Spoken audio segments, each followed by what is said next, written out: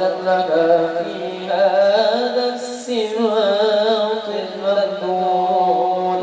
وحضرت بتوفيق الله السيدة مريم والسيدة آسيا معهما من الحور العين من قسم الله له من الشرف بالقسمة الوافية. فتوقوا الذي رتب الله على قدره وجود هذا المولود فانفلق صبغ الكمال من النور عن عمود وبرز الحامد المحمود مذعنا لله بالتعظيم والسجود. صلى الله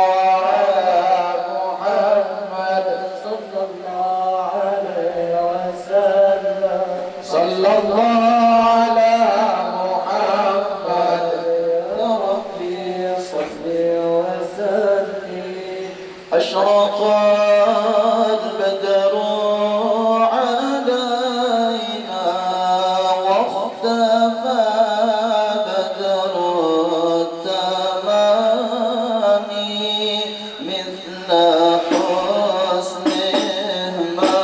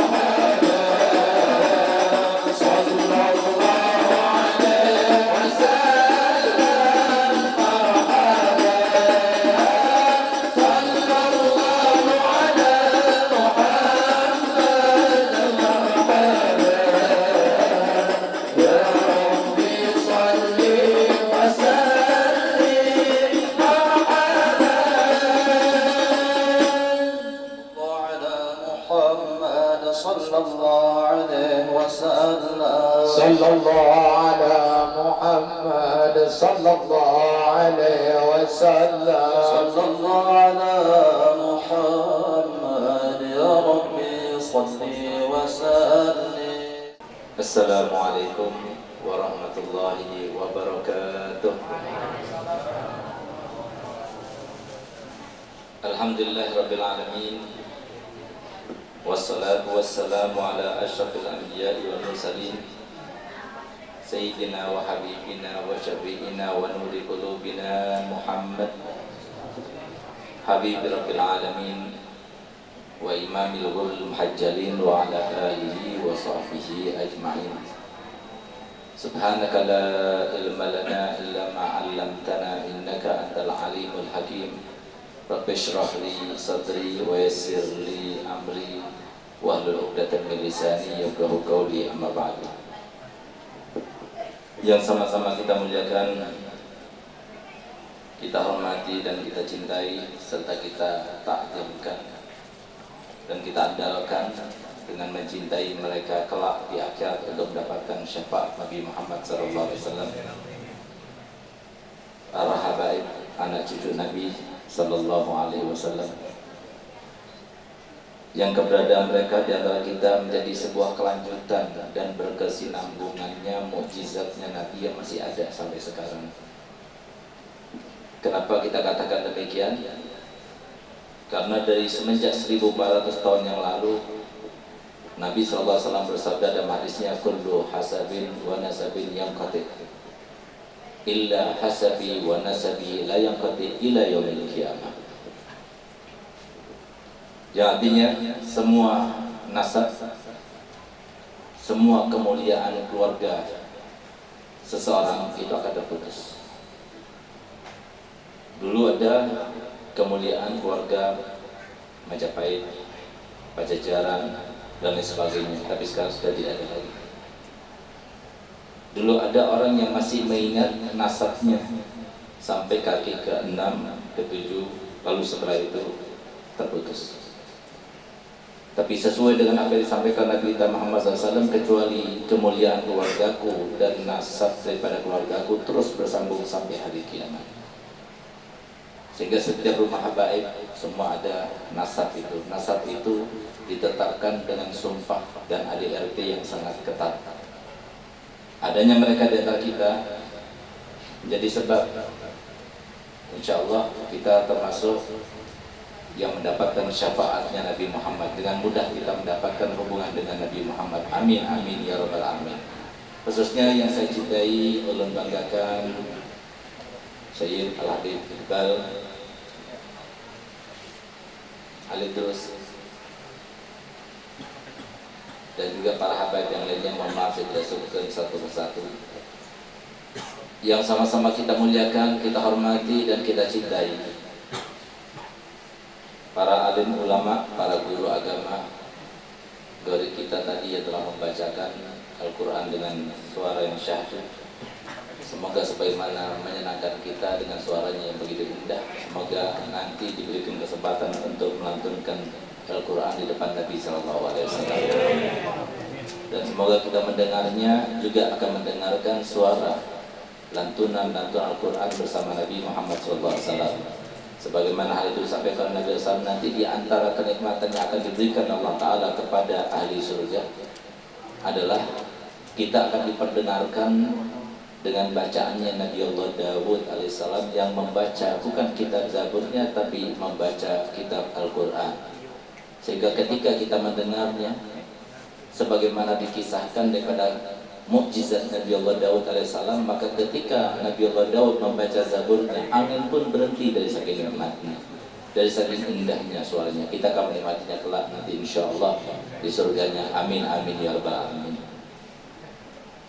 Dan khususnya yang saya muliakan, saya cintai Guru Suyuti, Guru Zaini, Guru Kautsari, Guru Rodi, dan juga tidak lupa kepada guru kita tadi dan semua para guru. Mohon maaf saya tidak sebutkan satu persatu, namun tanpa mengurangi rasa hormat dan cinta kami kepada mereka, selalu penyambung lidah Nabi kita Muhammad SAW. Yang saya muliakan, saya hormati Sahibul Bait Saiful Hajah Haji Chandra dan keluarga besarnya, Ibu Haji serta Ananda Alia, yang kita doakan semoga cepat kembali ke pondok dan semoga cepat dapat ilmu yang bermanfaat dan nantinya akhirnya menjadi ustazah dan dapat jodoh yang ustaz juga dan keluaran Hadramaut insyaallah, dan bisa mengembangkan jariyah untuk kedua orang tuanya, bisa punya pesantren, bisa punya pondok insyaallah, amin ya rabbal alamin.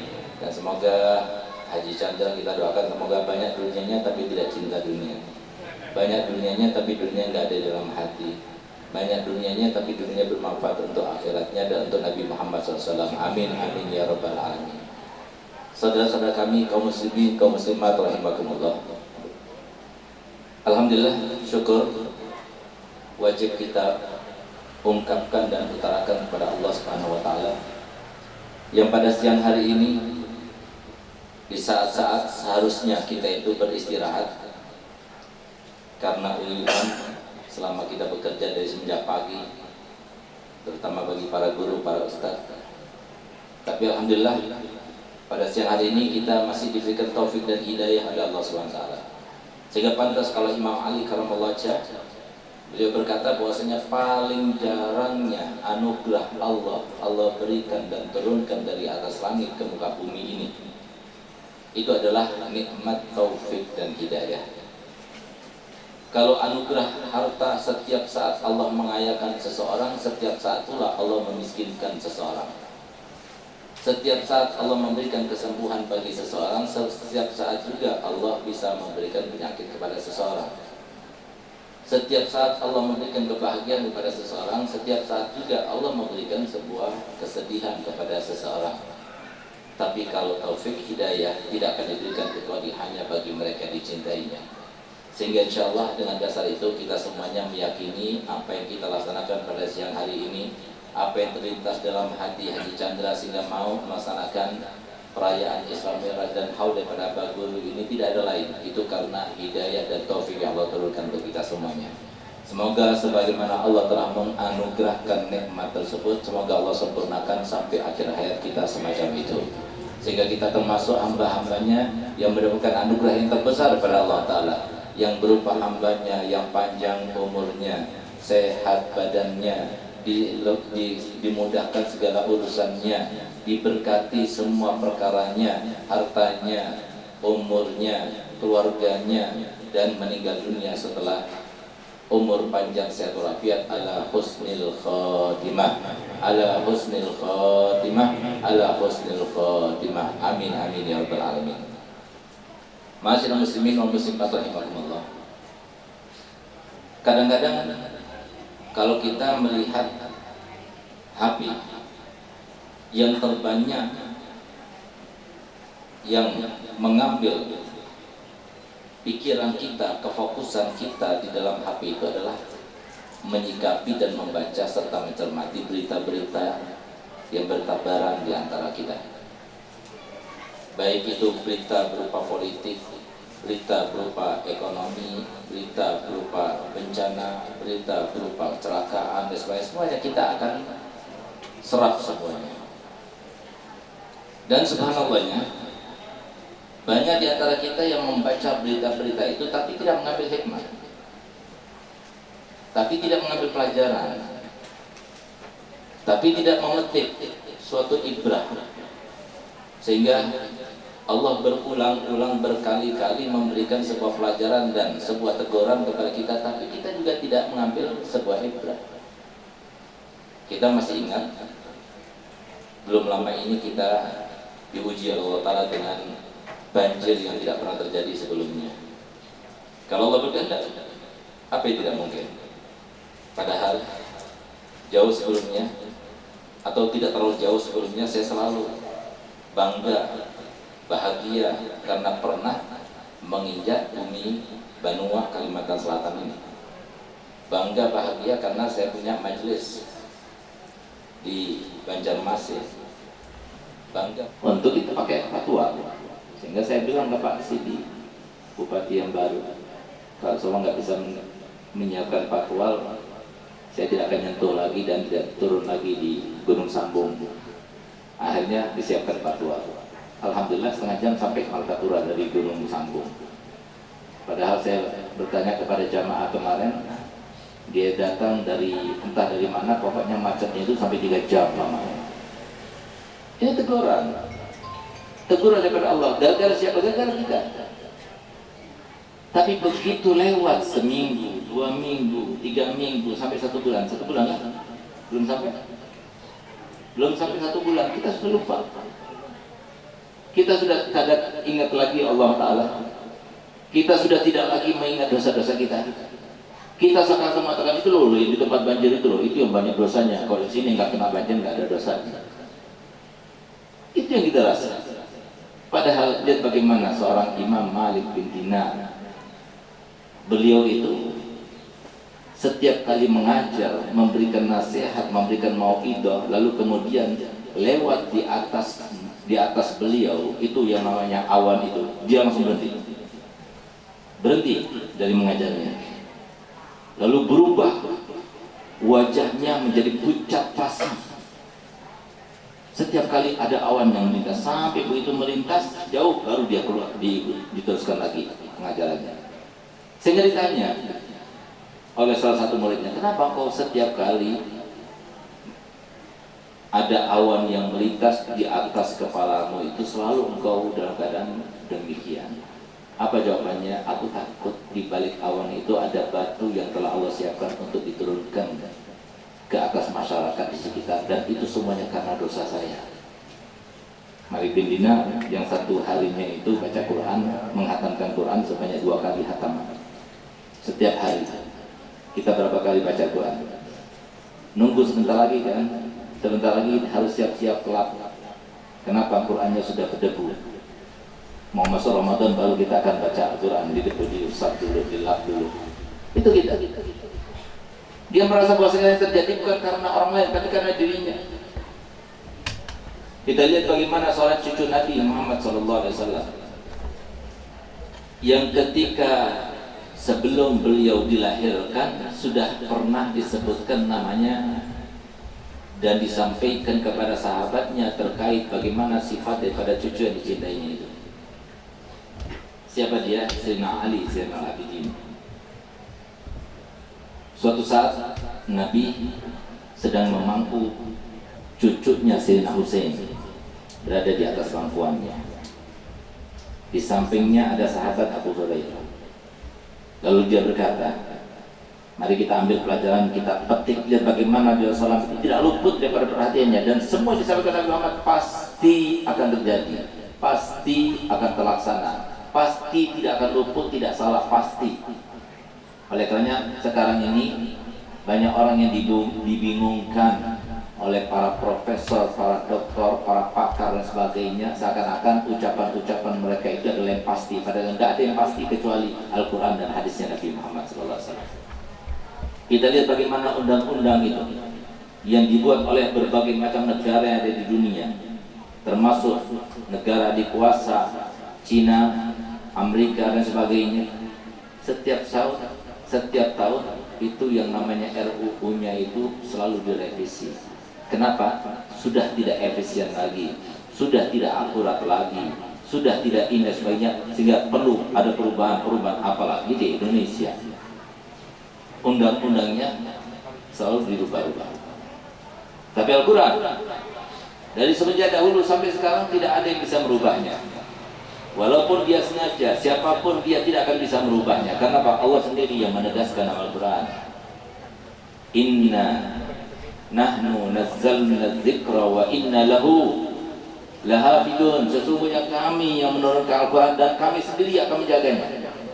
Sehingga dari semenjak dulu berapa banyak upaya, usaha untuk mengkaburkan isi Al-Quran, merubah nama-nama suratnya, menyisipkan huruf-huruf di antara kalimat-kalimatnya, bahkan menyisipkan ayat-ayat di antara ayat-ayatnya, bahkan menyisipkan kalimat di antara ayat-ayatnya, tapi semuanya itu dalam waktu yang singkat langsung ketahuan.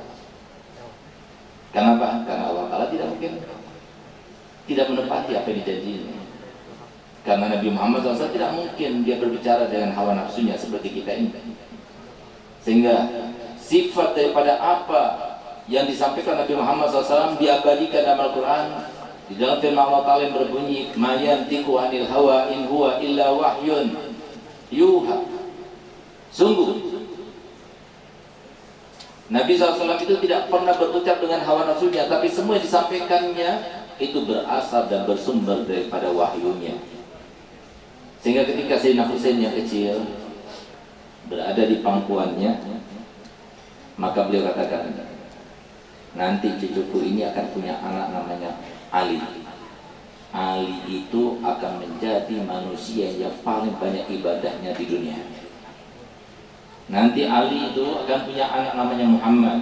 Muhammad itu adalah manusia yang paling banyak ilmunya. Ya Abi Hurairah, kalau kamu bertemu dengan kedua cucuku itu, sampaikan salamku kepada keduanya. Subhanallah, seperti disampaikan oleh Nabi Muhammad SAW. Sayyidina Husain bukan punya anak satu, dua. Sayyidina Husain itu punya anak belasan. Tapi subhanallah, ketika terjadi peperangan di Karbala, di mana Sayyidina Husain dikhianati oleh mereka yang mengaku sebagai pencinta-pencintanya, begitu sampai ke sana justru mereka meninggalkannya dan khianatinya, justru memeranginya dan membunuhnya. Pada saat itu beliau hanya 72 orang melawan pasukan sebanyak 3.000 orang. Tapi beliau cucunya Nabi Muhammad. Beliau di dalamnya ada darahnya Nabi Muhammad. Tidak pernah memandang, melihat rasa takut yang ada di depannya, karena beliau sudah mencapai tingkat keimanan yang luar biasa, sehingga pantas kalau Nabi SAW bersabda dalam hadisnya, "Innal mu'mina la yakhaf." Sesungguhnya orang mukmin itu tidak pernah takut. Enggak takut pada pedang, tidak takut kepada apapun yang akan terjadi, masa depan, rizki, musuh, respect, tidak ada takut. Itu sifat daripada orang mukmin. 72 orang. Karena dia termasuk yang mempertahankan kebenaran, maka walaupun di depannya ada 3.000 musuh yang mengepung, 3.000 musuh yang memerangi, 3.000 musuh yang berkehendak dan bertujuan untuk membunuh mereka semuanya, tetap beliau tidak mundur. Sampai pada saat-saat terakhirnya, satu persatu dari 72 itu meninggal, dan meninggal karena membentengi dan mentamengi Sayyidina Husain, seorang cucu Nabi yang selalu dicium mulutnya oleh Nabi Muhammad, selalu dicium lehernya oleh Nabi Muhammad, sedangkan abangnya Sayyidina Hasan selalu cium mulutnya oleh Nabi Muhammad. Sehingga di saat Sayyidina Husain kecil itu, sempat juga dia bertanya kepada ibundanya, "Ummah, kenapa kakekku itu setiap mencium aku, kenapa beliau itu mencium leherku? Sementara kalau kakek mencium kakakku Hasan, dia selalu mencium mulutnya. Apakah itu pertanda bahwasanya kakek itu lebih sayang kepada kakakku ketimbang aku?" Maka kata Sayyidatuna Fatimah Zahra radhiyallahu anha, dan semoga kita semuanya dibangkitkan bersamanya, melewati sirat bersamanya, karena disampaikan oleh ayahandanya Nabi kita Muhammad SAW, semoga selawat serta salam kepadanya. Beliau bersabda bahwasanya Fatimah ketika akan melewati sirat, maka ada seruan yang didengar oleh semua kalangan yang ada di padang mahsyar pada saat itu.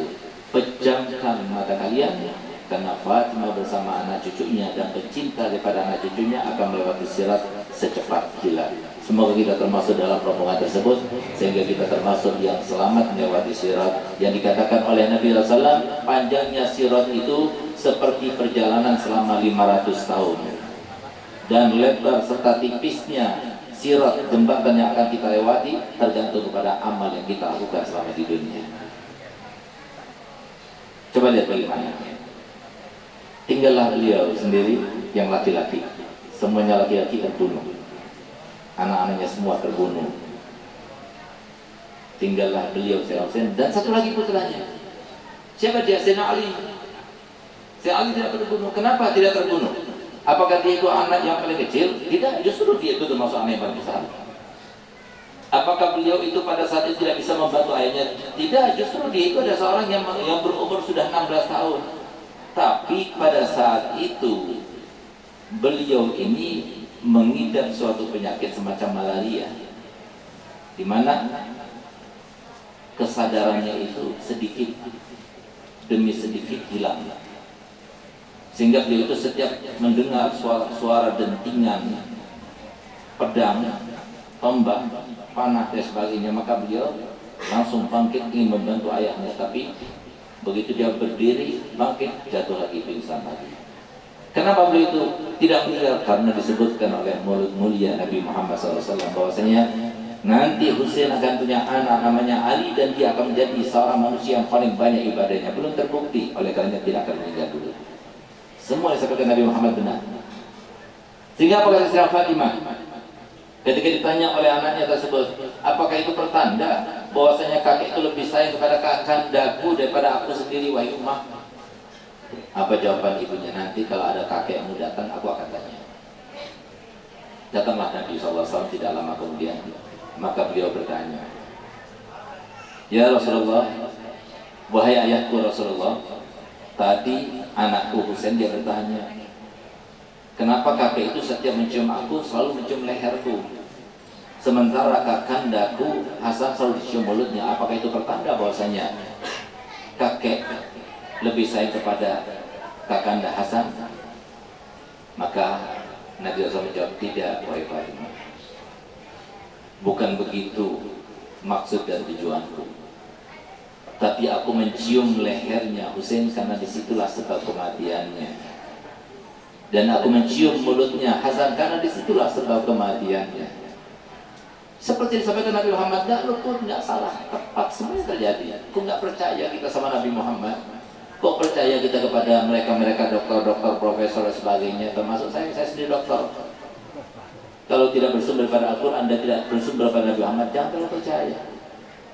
Harus dibuktikan dulu. Tapi kalau sudah Al-Quran yang berbicara, Nabi Muhammad yang bersabda, tidak mungkin salah, tidak mungkin luput. Tapi hebatnya kita sekarang ini, entah karena ada kesalahan komponen dalam tubuh kita atau gimana, kita lebih percaya kepada setan daripada Nabi Muhammad. Kita lebih percaya kepada pengaruhnya setan daripada Nabi Muhammad. Itulah terjadi pada kita. Kenapa sebabnya? Karena bagaimana kita akan percaya pada Muhammad? Orang apa sih yang mau dipercaya dengan Muhammad? Kita nggak ngerti, nggak pernah kita dengar. Hadis Nabi Muhammad nggak pernah kita dengar. Ayat Al-Quran tidak pernah kita pelajari, nggak pernah kita simak. Padahal sebab-sebab kebahagiaannya ini Al-Quran sama hadis. Tapi kita menjauh, justru kita dekat kepada dukun-dukun.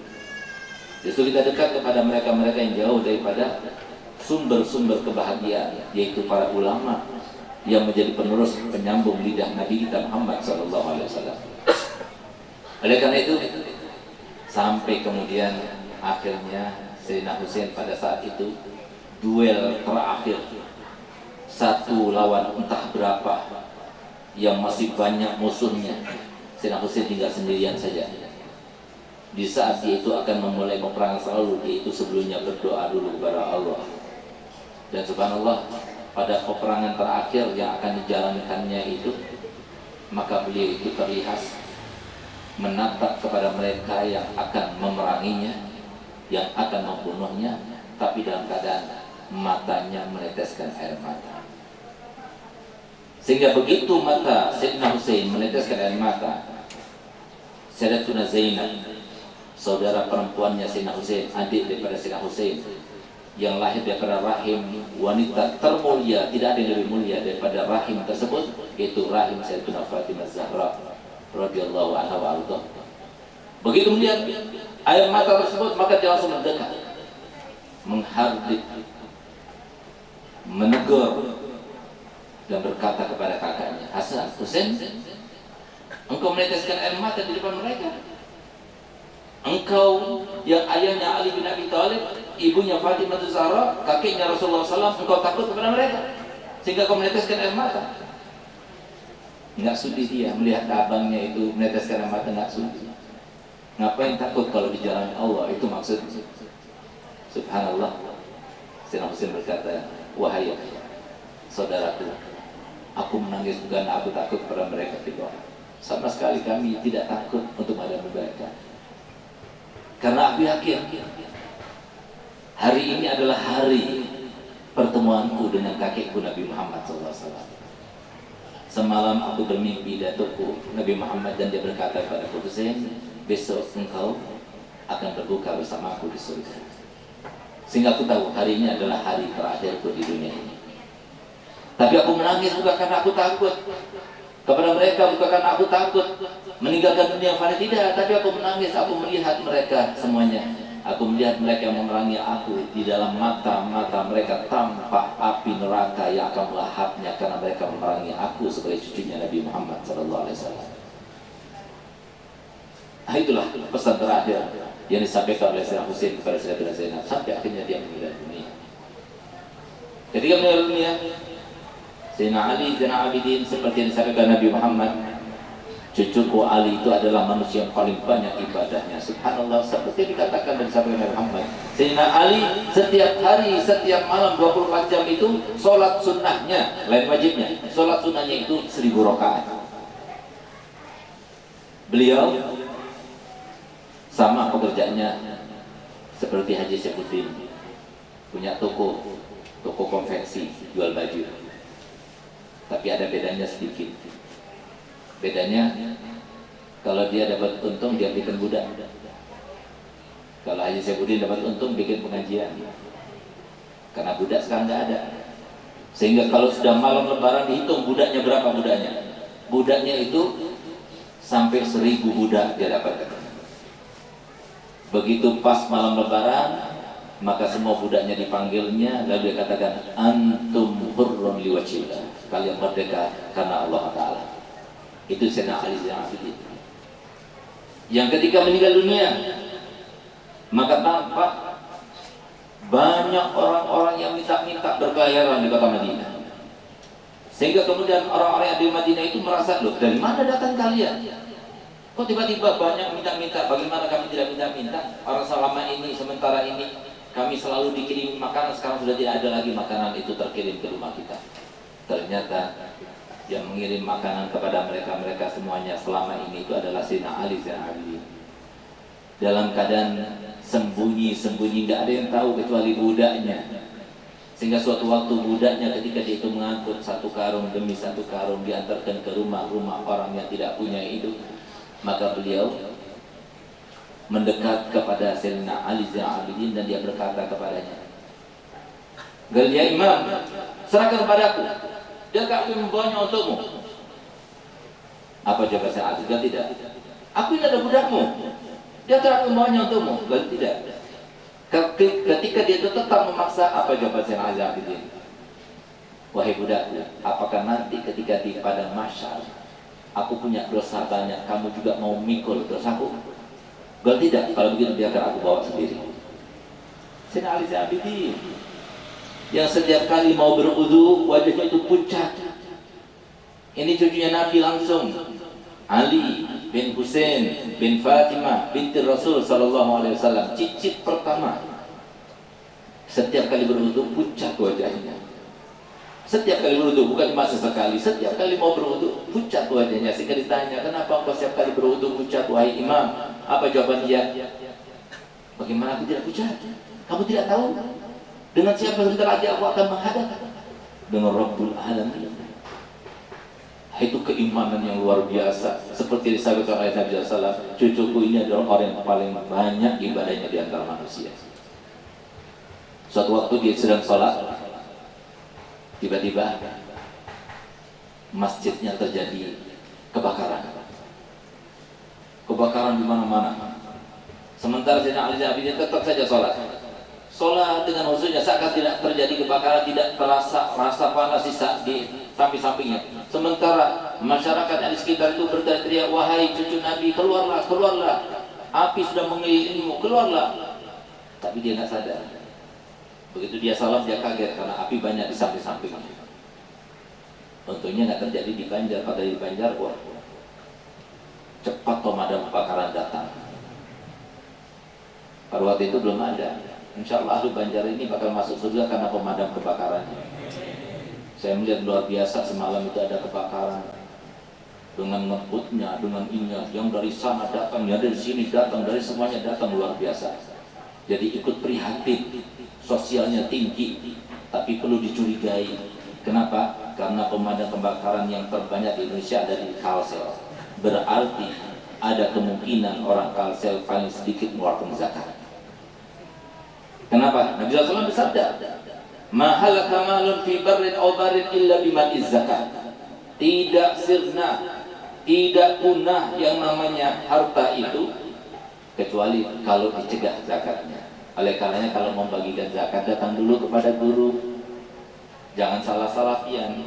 Kenapa? Nabi Muhammad itu diantara misi dan visi risalahnya itu adalah membawa semua umatnya itu ke ranah bahagia. Jadi istri bahagia, jadi suami bahagia, jadi pedagang bahagia, jadi pejabat bahagia, jadi masyarakat bahagia kalau ikut Nabi Muhammad. Bagaimana kan bahagia? Nggak pernah hadir pengajian, nggak pernah belajar, tiba-tiba langsung dagang, langsung bisnis, pinjam uang sana, pinjam uang sini pakai bunga.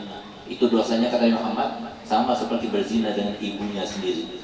Ar-riba bintun wa sab'una baba wa adnahu mithal ayyati rajulu ummah.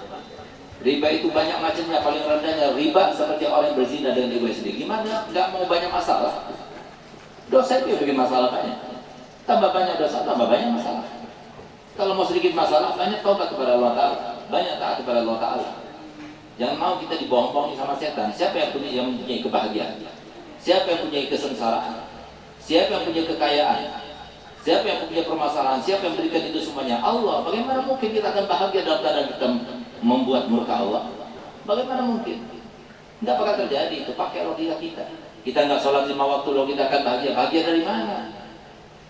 Camkan baik-baik itu. Lihat, rasakan itu. Lihat bagaimana mereka nggak sholat. Nggak bakal bahagia. Selalu ada saja masalah. Uang banyak memang, tapi uangnya itu tidak berguna. Uang itu tidak membahagiakannya, cuma ditumpuk di rekening seperti disampaikan dalam Al-Quran, alhaakumut takasur hatta zurtumul. Kalian itu lupa sudah, terlalaikan dengan pengen memperbanyak rumah, memperbanyak tanah, kecuali memperbanyak istri, orang belajar takut.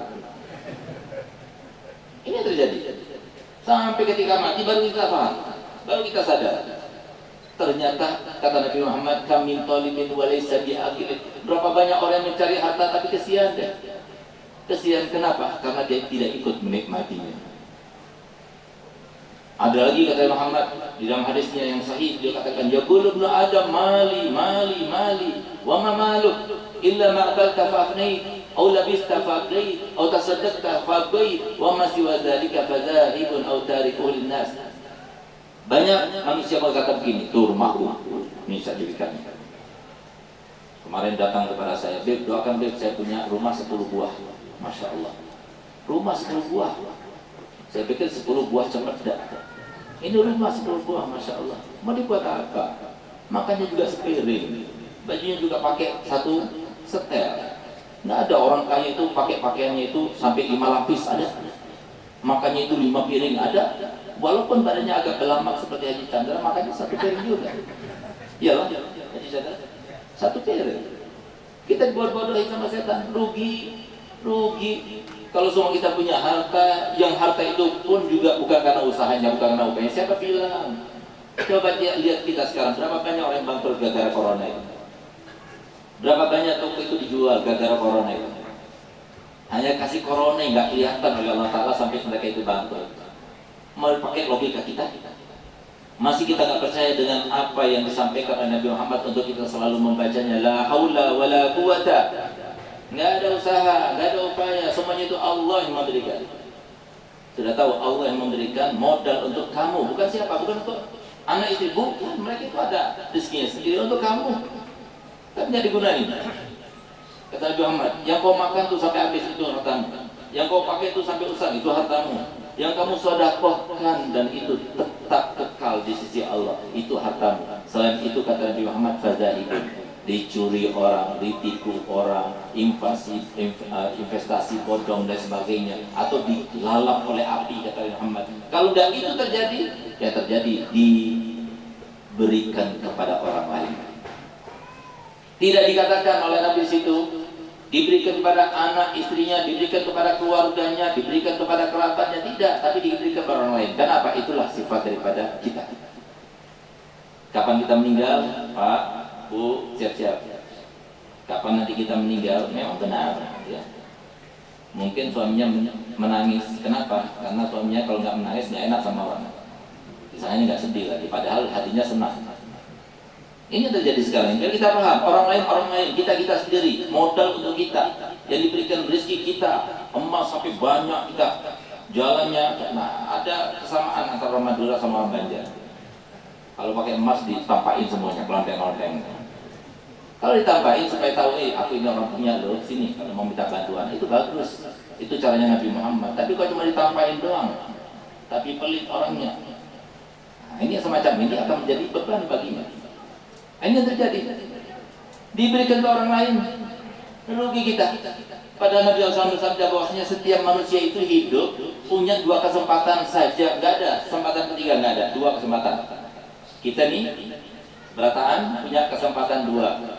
Jangan sampai kita katakan, saya nggak dengar Beb, saya nggak dengar malaikat waktu dihisab nanti, saya nggak dengar semuanya. Kita sudah sampaikan, ulama sudah sampaikan. Kita tugas para ulama bukan memberikan hidayah, yang memberikan hidayah hanya Allah. Kita cuma memberikan sebuah penyampaian. Begini loh kata Al-Quran, begini loh kata Nabi Muhammad. Terserah mau digunakan iya, mau diterapkan iya, mau dilaksanakan iya, nggak dilaksanakan juga iya, terserah. Tapi yang pasti Nabi Muhammad sudah pernah bersabda dalam hadisnya, man ittata amalan min ghairi haqqin, barang siapa yang mengambil haknya orang lain tanpa hak, maka nanti apa yang diambilnya itu akan ada di atas pundaknya. Sehingga kita bisa bayangkan, kalau sekarang ini koruptor itu, kata Nabi Muhammad, kalau yang diambilnya itu kambing yang ngembek di atasnya, di atas pundaknya. Kalau satu, kalau dua, kalau tiga, ditumpuk di atasnya untuk jadi saksi. Kalau soal sapi di atasnya. Nah sekarang kalau kita bayangkan, koruptor sekarang punya rumah sampai puluhan, mobil sampai puluhan, itu mobilnya ditumpuk di atas pundaknya semuanya. Terus mau bilang apa? Mau dilepas nggak bisa, beratnya minta ampun, membebani dirinya. Lalu apa yang dilakukannya kata Nabi Muhammad? Pasti orang semacam ini akan mencari aku, karena semua di pada masyarakat tahu yang memberi syafaat, yang mempunyai syafaat, yang paling banyak memberi syafaat itu adalah Nabi Muhammad SAW. Sehingga insya Allah berkat kita sekarang ini, para panitia yang masang lampu, yang masang salon, yang masak, semuanya, yang membungkus, apalagi yang mengadakan acara yang tidak akan sia-sia, pasti akan dibalas oleh Nabi Muhammad insya Allah. Dia cari-cari, siapa dicari? Nabi Muhammad, kata Muhammad. Ketika bertemu dengan Nabi Muhammad, dan ya Rasulullah aghithni, ya Rasulullah unsurni, ya Rasulullah syafi'ni, ya Rasulullah berikan aku pertolongan, berikan aku syafaat, bantu aku. Apa jawaban Nabi Muhammad? Ama qad ballagtu, ama qad ballagtu, ama qad ballagtu, amma al-yawm fala ughni anka min Allah syai'an. Bukankah aku sudah sampaikan kepadamu? Bukankah aku sudah sampaikan kepadamu? Bukankah aku sudah sampaikan kepadamu? Apa kata ulama? Kenapa Nabi SAW mengatakan, bukankah aku sudah sampaikan kepadamu? Kita nggak pernah bertemu dengan Nabi Muhammad, tapi Nabi Muhammad telah bersabda, al-ulama'u warasatul anbiya, innal anbiya lam yuwarrithu dinaran wala dirhaman, innama warasul ilma. Sesungguhnya para nabi itu tidak mewariskan harta benda, tapi mereka itu mewariskan ilmu. Mereka itu mewariskan Nabi. Oleh karenanya kata Imam Ghazali, para ulama itu sasaran seputar Nabi kita Muhammad. Mau minta doa kepada ulama. Mau nyenangkan Nabi Muhammad, senangkan para ulama. Mau bantu Nabi Muhammad, bantu para ulama. Pondok-pondok yang dimiliki oleh para ulama itu pondoknya Nabi Muhammad, bukan pondok mereka, yayasan, wakaf. Tapi sedikit sekali data mereka yang punya uang, punya harta, mau membantu perjuangannya Nabi Muhammad. Ini yang terjadi. Oleh karenanya kata Muhammad, sudah aku sampaikan dulu, sekarang mohon maaf aku tidak bisa bantu. Takutnya kita termasuk semacam itu. Oleh karena itu para hadirin hadirat yang berkah Allah, ayo kita sadar, kita gunakan logika kita sebaik mungkin. Kenapa saya katakan gunakan logika kita sebaik mungkin? Jangan cuma urusan dunia kita pakai logika, tapi urusan akhirat juga kita harus pergunakan logika. Jangan cuma fakta duniawi yang kita kejar-kejar, tapi fakta akhirat yang pasti itu juga harus kita cari. Bahkan Allah Ta'ala firman dalam Al-Quran, wabtaghi fima ataka Allah ad-daral akhirah wala tansa nasibaka minad dunya. Hendaknya kalian cari. Tapi yang kalian cari itu yang paling banyak itu urusan akhirat, bukan urusan dunia. Tapi jangan lupakan urusan dunianya. Itu kan seakan-akan ayat itu dari hebatnya kita di akhir zaman ini, seakan-akan kita itu membalik isinya. Seakan-akan ayat itu berbunyi begini, wabtaghi fima ataqallahu ad-darud dunya wala tansa nasibaka minal akhirah. Carilah daripada apa yang akan Allah berikan kepada kalian urusan dunia sebanyak-banyaknya, tapi jangan lupakan urusan akhiratnya. Ya tidak, ini kan yang terjadi pada kita. Kapan kita ingat Allah? Kapan kita beribadah kepada Allah? Hanya waktu 25 menit itu, 5 menit subuh kalau nggak kurang, 5 menit duhur, itu pun juga kalau nggak kurang, itu saja. Sunnah enggak, itu pun kalau nggak bolong-bolong. Ini terjadi pada kita. Sehingga nanti kalau sudah meninggal baru kita paham, oh ternyata guru-guru itu betul ya. Oh ternyata ustaz-ustaz itu betul ya. Oh ternyata dai-dai itu betul ya. Sehingga disebutkan Al-Quran, ya laitani takhadtu ma'ar rasuli sabila. Ya Allah, coba aku dulu bersama mereka, para guru-guru itu, para alim. Aku tidak seperti ini sekarang ini. Ini yang terjadi. Kita dibungul-bungulin sama setan. Setan itu tukang bungul. Masih juga kita percaya pada mereka? Jangan percaya. Jangan pernah pinjam uang di bank.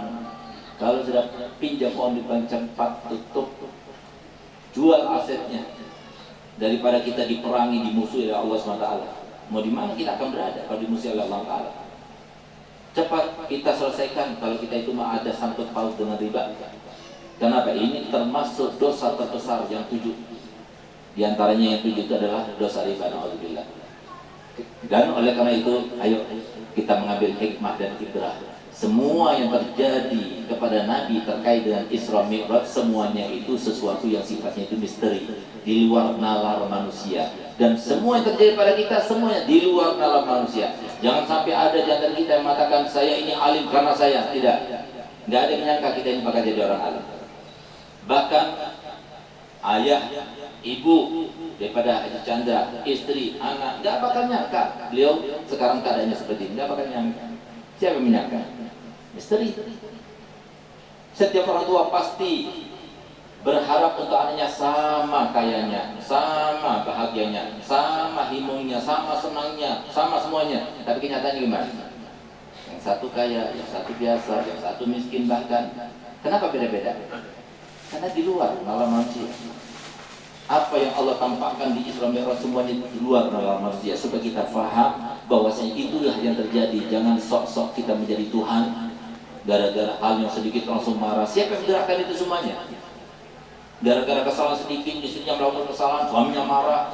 Begitu pula sebaliknya, suaminya melakukan kesalahan, istrinya marah. Siapa yang menggerakkan itu semuanya? Adakah di dunia ini manusia yang terlahirkan dalam keadaan saya ingin hidup untuk dimarahi orang? Ada. Itu maksud saya. Gunakan logika. Ini yang terjadi sekarang, kita dibungul-bungulin terus. Kenapa kita mau dibungulin? Karena kita nggak ngerti, karena kita nggak tahu. Nah, oleh karena itu, ayo kita berjanji tidak keluar tempat ini kecuali kita akan mendekat kepada para ulama. Alhamdulillah guru-guru banyak di sekitar kita. Ada majelis datang, bahkan saya membuat sebuah kesimpulan, dan kesimpulan itu menghasilkan sebuah teori. Teori itu kalau ibu-ibu sampaikan dan ibu-ibu terapkan, berhasil ibu untuk merubah rumah tangga ibu.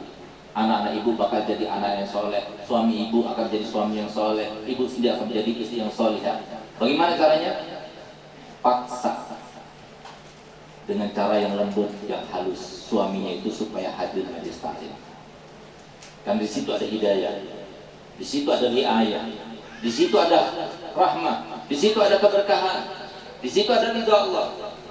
Sehingga lihat, coba mana ada orang kaya, haji-haji yang orang kaya, ya, bukan cuma Haji Chandra saja, siapa saja paling malas hadir ke majelis taklim? Iya apa tidak? Saya nggak mau tanya pada Haji Chandra. Tapi lihat bagaimana kehidupan mereka. Kenapa begitu? Ya sengaja setan. Setan itu sudah sumpah dulu. Sudah saya sumpah dan sumpahnya diabadikan dalam Al-Quran. Wa izzatika la'awiyannahum ajmain. Demi kemuliaanmu ya Allah, aku akan jerumuskan mereka semuanya, dan tidak akan aku biarkan mereka melakukan satu kebaikan. Sehingga di antara yang dilakukan oleh setan, orang yang punya uang, punya jabatan, jangan dekat pada majelis. Kenapa? Makmur di majelis ini. Kalau ada majelis nanti banyak orang yang taubat, banyak orang yang tahu pinter itu setan. Jangan bilang setan tidak pinter. Kalau kita sebagai universitas itu bikin seminar, itu paling banyak 1 bulan 10 kali seminar, itu hebat sudah.